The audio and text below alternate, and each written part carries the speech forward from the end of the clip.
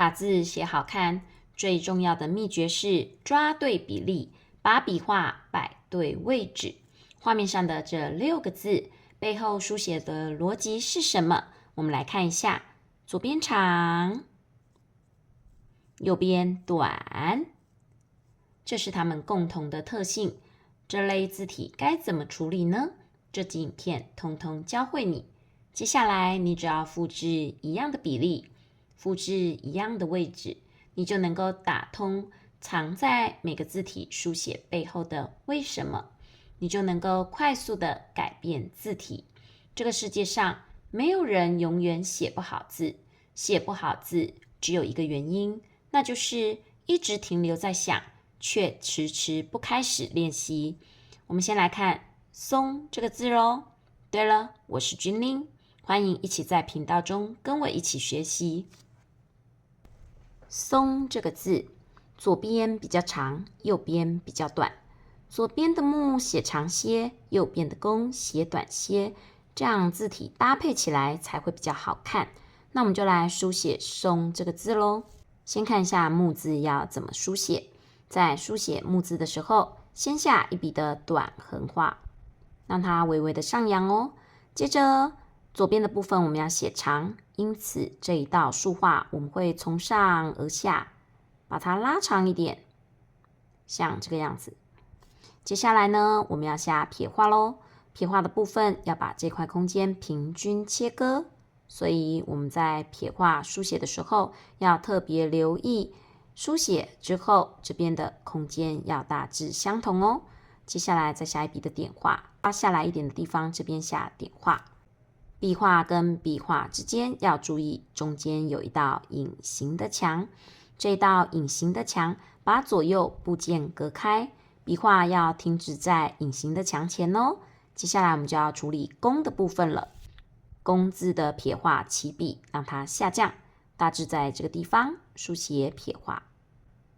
接着点画的部分跟在撇画的隔壁，稍微高一点的地方，在这边书写点画。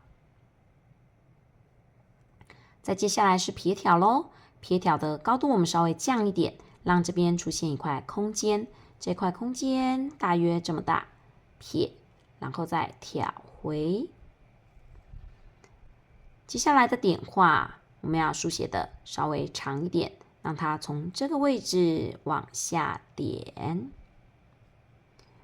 点画会稍微低一点，这样字体的下方才会形成一道略下压的力量哦。那我们整体来看一下，左边的部分书写长，右边的部分写短，松字的书写分享给大家。接着来看柱这个字，柱这个字的左侧是人部，那我们先下撇画咯，先写撇。接着你可以选择在撇的中间一半的地方下竖画。接下来我们要写旁边的主的部分，旁边主的部分这边略推开一点点的空间，那我们就下点画咯，点画从上往下。接着要写横画咯，横画从这边横画往上为上扬。接下来第2笔横画往上为上扬。第3笔的竖画呢，可以抓点画的正下方书写。第3笔横画有2个细节要注意，第一个细节是它的空间大小要保持均间，因此这一块第3笔横画书写后隔出来的空间要跟上面这块空间要差不多大，这是第一个部分，要满足这个要求。第2个部分是横画书写完之后，左边的竖画就要保持一个比横画还要低的这样子的现象。那满足这2个要求之下，我们就来书写横画咯，抓一样空间的大小下横画，再略微压回。书写完之后，我们可以看到竖画比较低，横画比较高，下面这边留有一块的空间，形成左边比较长，右边比较短这样子的现象。下一个字是什么呢？下一个字是怕。看一下怕的左边是心，右边是白，把白缩在中间重心的位置，这样两边的部件搭配起来才会平衡哦。那我们就来示范给大家看咯。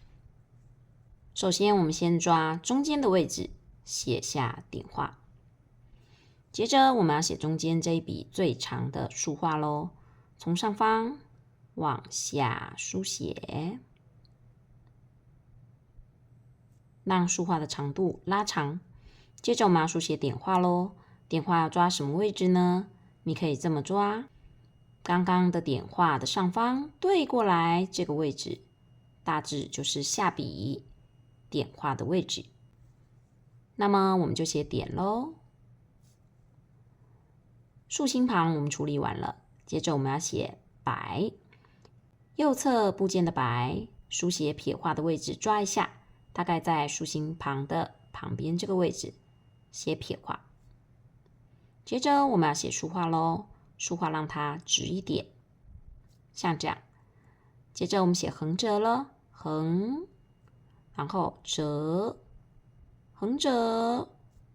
书写的时候要把这个竖画稍微拉长一点，让右边这边留下小小的一截。接着我们要平均切割空间哦，中间的横画往旁边书写，接着再书写一笔的横画，这里留下了小小一截的延长线条，目的也是为了稳定字体、平衡字体，让字体有一个向下定住的力量哦。君令的教学很用心，很细腻。如果你有跟着一起练习，真心想学习，你应该会收获很多。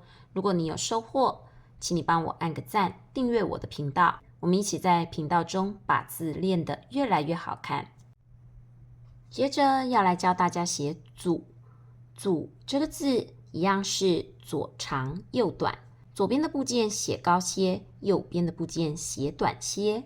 我们来写组这个字咯，我们先抓一下点画的位置，在这边书写点画。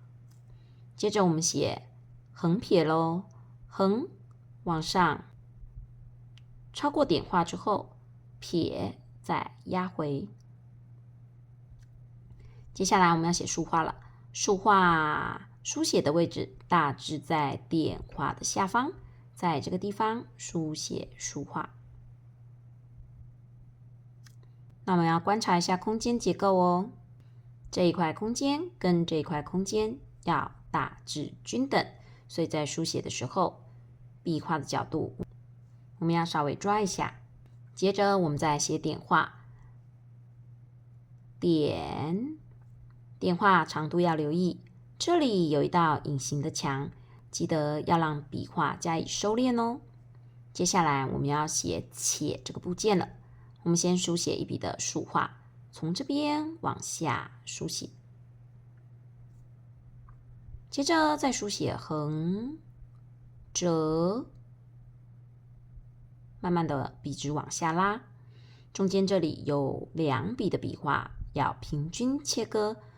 均间的观念真的非常的重要，笔画切割均间，字体看起来就会整齐不凌乱。我们先切第一笔的横画，再切第2笔的横画，切完之后自己检查看看这些空间有没有被你切割均等。接下来我们再下一笔的横画咯，隐形墙在这里，横画的起点可以贴着隐形墙的边缘，慢慢的往右拉，形成左长右短的现象。看到这边，你有没有学到一些东西呢？如果有，请留言告诉我，就写我有收获。那么接下来教大家怎么书写物咯。物是一个左边的牛配上右边的物，我们在书写的时候要把牛字长高些，物字写矮些哦。那我们先下一笔的撇画哦，在这个地方下一笔有一点直的撇画，接着书写一笔的横画往上扬，横画可以接在撇画的这个位置，开始往上书写横画，再接着一笔的挑画要从下而上挑哦。接下来我们要书写竖画咯，从上往下书写竖画。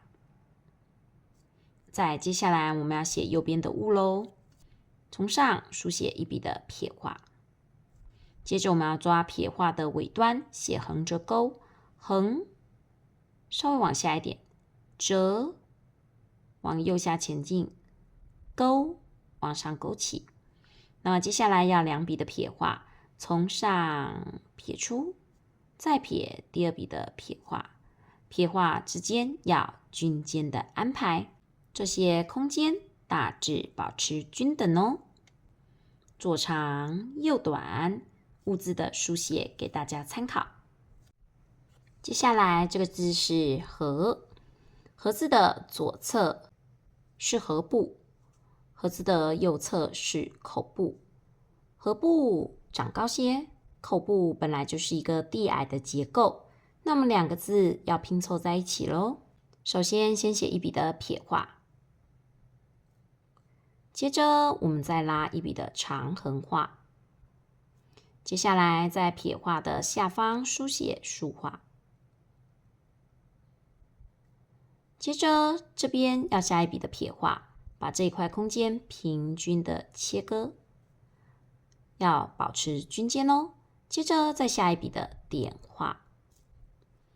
那么现在要抓口部书写竖画的位置咯，从横画的结尾到点画结尾的这一块地方就很适合下竖画。接着我们再下横、折，接下来再写一笔的横画，把这个口字封起来，合字就完成咯。左长右短的结构，合字也是其中一个哦。这集影片想要建立你几个观念。